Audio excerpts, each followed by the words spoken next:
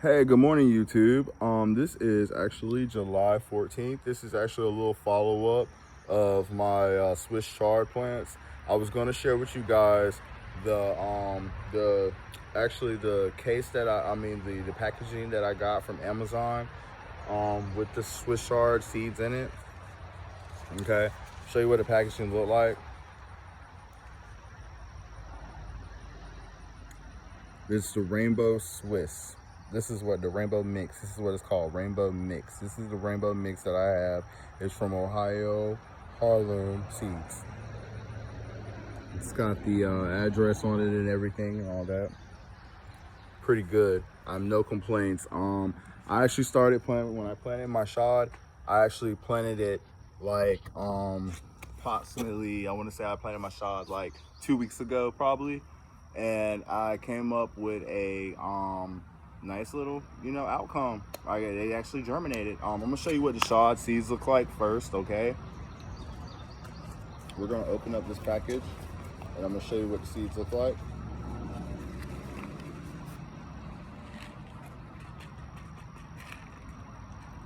Let me get some out of there roughly. There we go. Some of them. Okay, let's just show you some of them. Okay, see, these are my pink chard seeds. See, these are what they look like. Give you the close up. You see them? Oh, I probably dropped one. That's not good. I'll get a chard growing somewhere. But yeah, I'm gonna focus on them some more so you guys can see them. Yep. Those are the chard seeds, you guys. Okay. And as I was saying, like, I had when I planted these, I planted the chard seeds approximately it's been about like 2 weeks, almost 2 weeks, and it says on like the packaging, and when I look up for the Swiss chard, it says like 7 to 10 days. So you know what, it actually came up right around a good time. It probably less than a week and in a couple days the chard came up. It also depends on your, I guess, your climate, and then like right now, like the weather and stuff like that. And then so far we had gotten like some rain, so God kind of really helped it with that. So two ups to God. So right there. But I'm gonna go ahead and show you my germination process and what has popped up in the past 3 days. Okay, as you see right here, I have chard, a Swiss chard. I have one growing out of there. That looks like a yellow one. It might be like a yellow goldish looking chard. And this one might be like a pinkish, like red light type chard. I don't know, but there's a couple of them. And then they also say that the Swiss chard seeds actually produce more than one plant, which I find to be true because I seem to have some growing up under each other. As you can see, like some of the chard is growing up under each other and multiple. And right here, actually, I see that I need to cover up one of these chard plants because they actually have, it's the seed exposed, and I want it to kind of grow a little bit farther out on its own. So I'm gonna cover that up a little bit. I didn't really, the rain must have like unburied some of the seeds. And moving along, I'm gonna show you some chard here. You see how they kind of like grow up under each other? That's basically what they're doing. There's like 3 of them right in one space. I really spaced them out pretty good when I grew the chard, so I don't know what that's about, but that's what they're doing. Like I said, it's like maybe like 3. I'm looking at probably like 3 of them that probably came possibly out of the, one plant. So, out of one seedling. So there we go. And then I have some also growing in there, which looks like I have some yellow. Looks like, yeah, like it's gonna be like some yellow chard, some pink chard, red chard, different colors. I have some chard growing in here. And you guys, I actually make my own dirt. Like, I actually do my own composts and stuff like that. Normally I just use like grass shavings and vegetables that have gone rotten and stuff, and dirt from my garden. I actually dig up and I just mix it up, and sometimes I use ashes. So that helps me a little bit too in my garden as well. Showing you guys some more of the chard and some growing in here. And then sometimes I use leftover soil from last year. You know, it's like a yellow one growing in there, a red one growing there. Oh yeah, and you guys, I have like a lot of dragon flowers. Like these, I have a lot of dragon flowers. I grew these came from a plant that I had from last year, and they went into seed. So I went on and decided to you know, replant the seeds in the ground, and I came up with a whole bunch of them. Here's my outcome, you guys. Look at them, guys. They're all healthy. They're getting really big. I'm just waiting on them to bloom. I'm like, dang on, when they're gonna bloom? Like they're so big. I go to Walmart and I see them at Walmart, and they're like already like bloomed up and stuff. And remind you, I grew these from seed, like from a plant. I actually got it. I picked them out of this pot right here. I'm gonna show you guys the pot that I picked them out of, that they grew in, that I had put in the house. I had put this pot in the house last year for the dragon flowers, and then I came back outside and they were just little itty bitty little plants like that, little bitty plants. And then they started off and they started getting big. So what I did was I started taking them out of that pot and planting them into other pots, and they grew, they took off. Yeah. Hey, I guess I got a little bit of a green thumb, YouTube. Oh, but I just have plenty of them. I have plenty of them. I even gave my uncle some, I gave my aunt some, you know, just I like to share, you know, flowers. I like colors, I like bright colors and stuff. So that's why I picked to choose to, you know, grow the chard, the Swiss chard, because the Swiss chard looks like it's very colorful, and it looks like it's very nutritious. It's very nutritious and it's very helpful.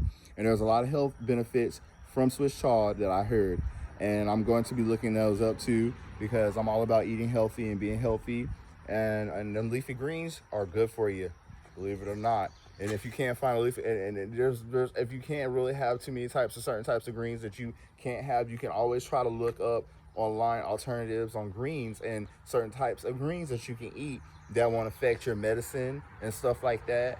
You know what I'm saying? Because some people have health issues and they can't have certain vegetables, but then, you know, like, or some people can't have kale or something like that, you know, it's just too much kale because it might affect their medicine. But if they cook it or prepare it a certain way, they can eat it. Or Swiss chard, that's a good, you know, it's healthy, you know what I'm saying? I heard, you know, I don't know if anybody has too many illnesses from Swiss chard, but I'm pretty sure they probably do. But you can always find, you know, like collard greens, turnips, or going on, the list just goes on, beets, all that stuff.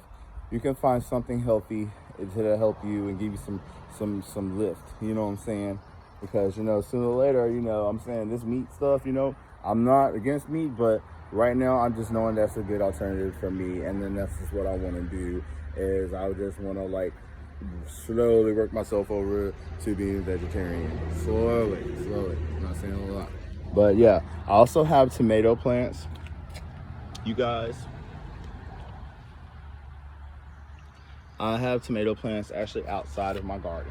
So I had a lot of tomato plants this year, so I just decided to go ahead and, you know, plant them in these little beds that my grandfather had made like a couple years ago, a long time ago.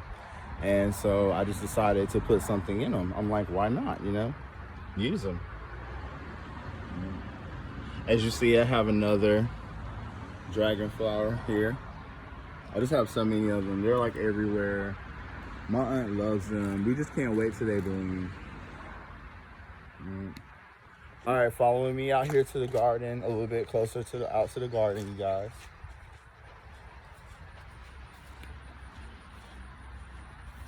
I'm gonna show you a little bit on my my lettuce here. This lettuce right here, believe it or not, it was growing with my dragon flowers. It was growing with them. And so I just took them out of those pots and I transferred them in a styrofoam and with some dirt and some compost that I had made, and they just took off. I keep these lettuce I think this is like romaine lettuce. I usually keep it like in a shaded area because it's sunny right now. It's summer, so you know I don't want too much sun prying down on them. So far they're doing good. You know, they get a little light and stuff, but with lettuce I guess you have to grow a lot of it, you know, a lot of seeds to get a lot of lettuce. So but hopefully I can get some seeds from this lettuce. I hope so, maybe. So if it, you know, if it blooms or whatever, and you know produces some type of seeds, I can, you know, grow them for, you know, some more or whatever, you know, have more lettuce, and so I can have salads and stuff like that, you know, in the garden. But they came up, like I said, those came up like voluntarily, so I just let them live, you know, why not? And we're gonna do a little update on my little miniature garden that I have. Not this garden, but this garden is doing pretty good so far too. Can't complain about this garden. I'm in here every day, so taking care of a garden is maintenance, maintenance, maintenance, maintenance. I did, as you can see, I did do a little weed eating in the garden. You see, just a little bit of weed eating, you guys. Corn's looking good, everything's looking good. Okay, we're just going back on. We're just going to check on. Oh, look at the bee. Look at the bees. They're doing what they're doing. Yeah, the bees have been doing a good job for my cucumber plants lately. They've been pollinating them the best they can and doing a good job, I have to say. Like, cause I've gotten, you know, some nice shoots here, and I've been pruning. I've been doing a lot of pruning. You know what I'm saying? I've you know, just trying to keep, you know, just some shoots, not a lot of shoots. Okay, we're moving along here, you guys, to my little miniature little garden right here. Okay, so these are my collard greens. I have collard greens in here, and I got one tomato plant in here. So it's just like a random bed. So, you know, just have random stuff in there. But I've been pulling, so far I've been pulling my collard greens out of this bed because of the pig manure. I didn't really like it too much. And then the compost that I made with it, I didn't really like it too much. It's not, I don't know, it's just the first time that I really ever tried it like this, besides using like regular soil and dirt mix. But so far it's looking a little healthier now. They're getting a little healthier. But eventually I'm going to end up taking some of these collard greens out of here and actually planting them along the rows of rest of my collard greens. As you can see here, I'm probably going to end up putting them out here in my garden, most than likely. I just gotta walk in my garden, you guys. I love to walk in my garden. Gotta check on prognosis here, see what stuff looks like. But yeah, as you see, I'll most than likely be, you know, adding it to the row of the rest of these collards here. They're looking kind of healthy. I just shake them a little bit, you know, just shake them. Yeah, it's a nice little row here. So, you know, it's going on down. And I had also planted, as you see, I planted my other collards over here too. I took them out of the other garden a little bit, and put them in here. So that's probably basically what I'm gonna be doing a lot, is just transferring out of that bed and into my garden. You know, and probably putting like herbs and spices in the other one, maybe. Perhaps, I'm not sure yet. I'll have to actually find a spot in my garden for my chard, which I'm thinking about making this row for my chard, which is along with my squash, because later on this year, you know, the weather's gonna change or whatever, and I'll probably, you know, plant chard in between, you know, the okra plant and stuff like that. I might, you know, just figure something out here. You know, always can make some room, some space. All right, moving along, you guys. Looks like this about wraps it up, you guys, for right now, for today. It's just a little update. Thank you guys for actually watching my channel. If you have any comments or any tips and ideas that you guys can give me on growing in my garden, please let me know. I'm down to ideas. and some like pesticides, safe pesticides. I also heard that I think it was garlic, yeah, boiled garlic and dish detergent. I heard that that also is effective in the garden and also keeps away pests. Me, I'm worried about mites that could grow in my garden. I'm worried about mites that could grow in my garden. Those that you know, the type of mites that like they cover your they actually cover up your collard greens. They actually cover those up, and they like seem to eat them up and infest them. And I just, oh God, I'm worried about that. And I also heard they could get on your chard just like that, and like cabbage and stuff like that. They're very, very, very troubling pests. But hopefully, you know, you guys have any ideas, let me know. Like and subscribe if you want. It's okay. I also like and subscribe to somebody, you know, if I'm feeling you. If I'm feeling you, I'm feeling you not. But you guys have a good one and a blessed one. Keep that green thumb, like I always said, keep that green thumb. And if you're out there in that garden and you got, you know, tall weeds and grass like I do sometimes, watch out for snakes. Don't get bit. All right, this is your boy. Keep that green thumb.